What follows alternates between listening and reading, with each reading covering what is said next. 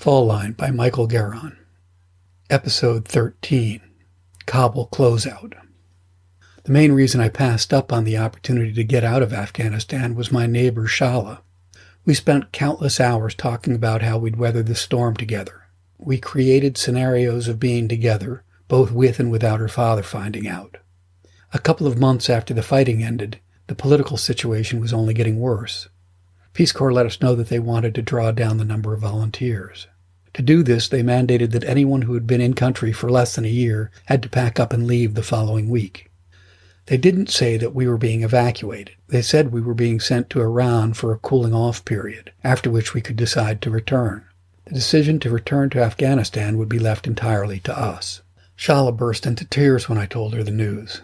"I knew this would happen. I knew you would leave me. This was never going to work," she said. I declared my commitment to our relationship. Then I swore that I would be back. I promised I'd make it work. I asked only that she have a little faith in me. We arrived in Tehran in the midst of the Iranian Revolution. The day we got in, the militants bombed the carpet bazaar. The tanks on every corner attested to the massive social unrest. Hordes of protesters clogged every street. I remember thinking that it seemed like the entire world was at war. I now know that even surreal situations can feel normal when lived through day by day. But a little distance is all you need to change that focus. It was easy to see the oddity of life in Afghanistan from the distance of Tehran. With 2 weeks of normalcy in rioting Iran, not a single one in my group of forced evacuees decided to return to the chaos of war in Afghanistan. For me, that meant leaving Peace Corps less than 6 months into my 28-month tour. More than that, it meant breaking my oath to Shala. But my growing dislike for my assignment and the pressure Peace Corps put on us to abandon post began to work. For one thing, they offered us our pick of onward posts. The pitch went like this. They asked us to give them 3 criteria to match. I told them I wanted to learn a language I could use after Peace Corps. I didn't think all the effort I'd expended on learning Farsi would be of future use. Second, I didn't want to teach English anymore. Instead, I said I wanted to do actual development work.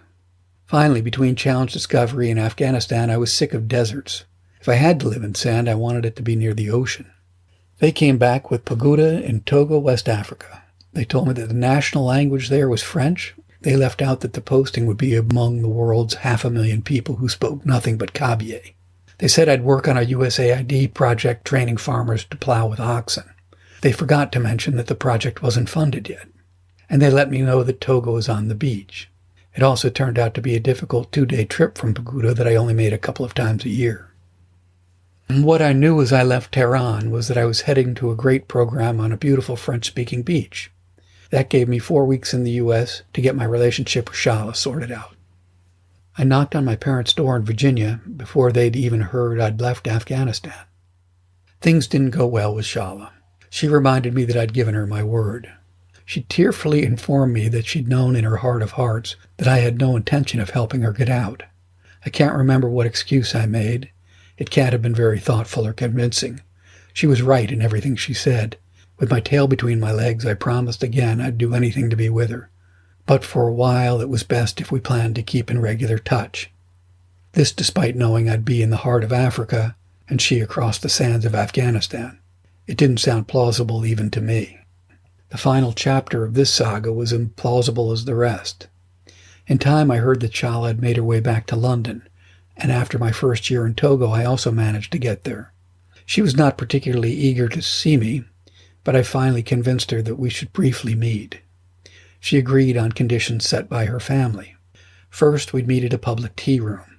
Second, her grandmother would join us there. While the meeting provided closure, it did little more than that. The intervening year had not been kind to either of us, and whatever we'd once had was gone. Before we went our separate ways, she told me she was now engaged and would soon be married to her cousin. My final Afghan memory came as I was waiting at the Kabul airport for the flight that would take us to Tehran. The airport was teeming with young militants in khakis, all carrying Kalashnikovs. They were giving us a hard time about trying to leave, and we were all tense as they tore through our luggage. They seemed eager to find contraband or anything else that they could detain us for. The tensest moment came when one young guy tore open a female volunteer's backpack. He dumped a pile of tampons out on the table. Then he jumped back startled and started shouting and waving his gun around. Our translator looked every bit as freaked as the young soldier. He stammered as he translated, pointing at the pile. "He wants to know what those things with the fuses are."